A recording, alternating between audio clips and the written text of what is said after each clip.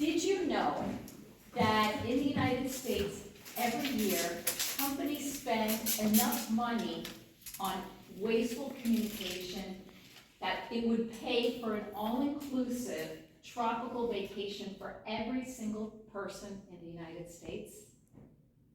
Wow. Believe it or not.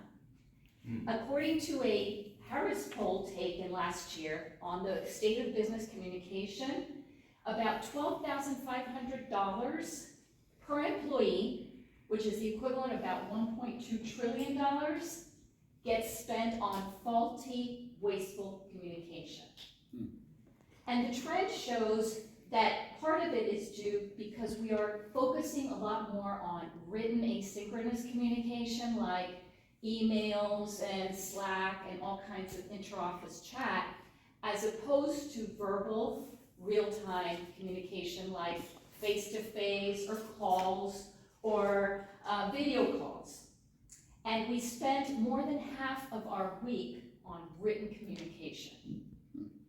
That trend is very interesting, but what does this have to do with anything? Well, think about it.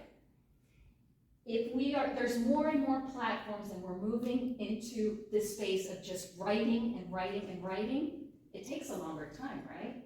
And we're moving more away from just talking. And I think I alluded to this in a previous speech when I talked about the generational implications. And we're seeing how texting took that possibility away and made us decide not to talk and created somewhat of an aversion to conversation. Kind of interesting. But think about it. How often do we call people spontaneously on the phone? I'd love to see a show of hands of how many of you text somebody before calling them. Yeah. Okay. And you wonder, that's a relatively new phenomenon. We didn't usually used to do that. But I guess we worry that we might disturb somebody in the middle of something important, like, I don't know, performing brain surgery on our hamster or something. Yeah. Who knows, right? And you think about it, when you do make a spontaneous call, how often do we expect the other person to actually pick up the phone? Yeah. Which is kind of sad, right? Yeah.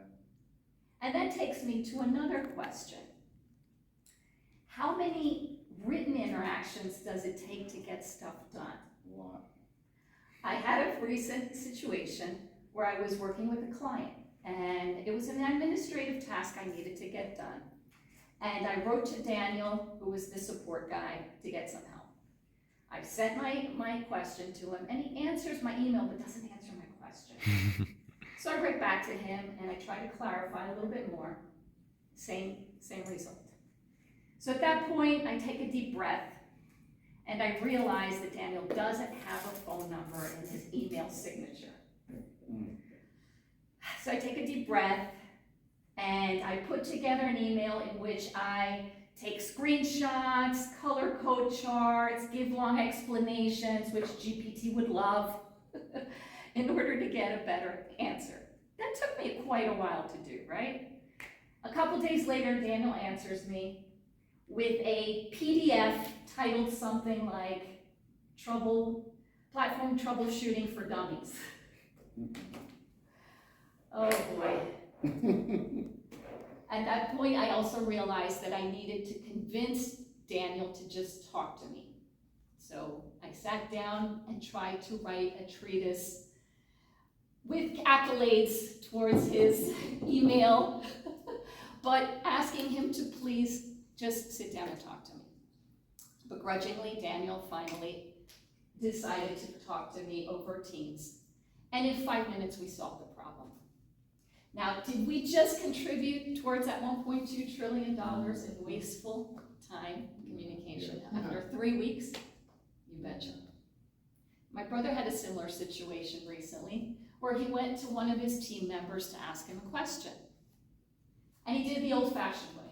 He went up to the guy, tapped him on the shoulder, and the guy, we'll call him Bob, turns to my brother, annoyed, and told my brother, who is his manager by the way, that he would prefer if Pablo would just write him a message via, wait for it, Teams chat, and he would answer in due course.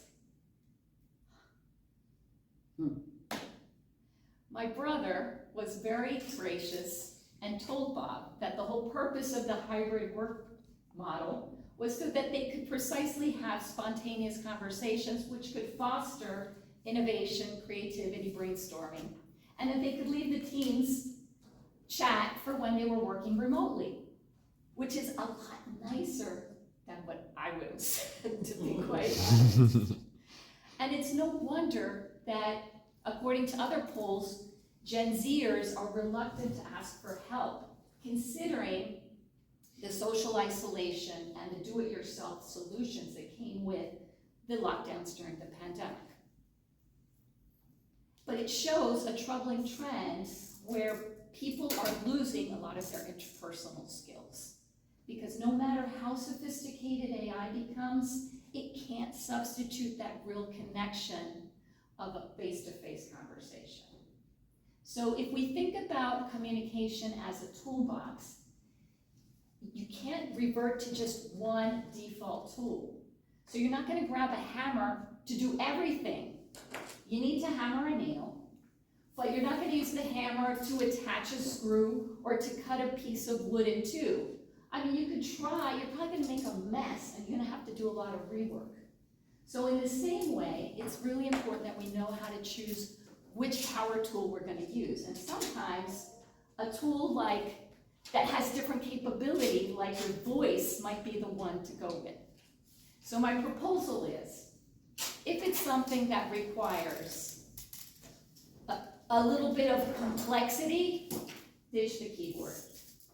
If it's something that is sensitive, that just ditch the keyboard. And by the way, if any of you have ever broken up with someone via text, shame on you.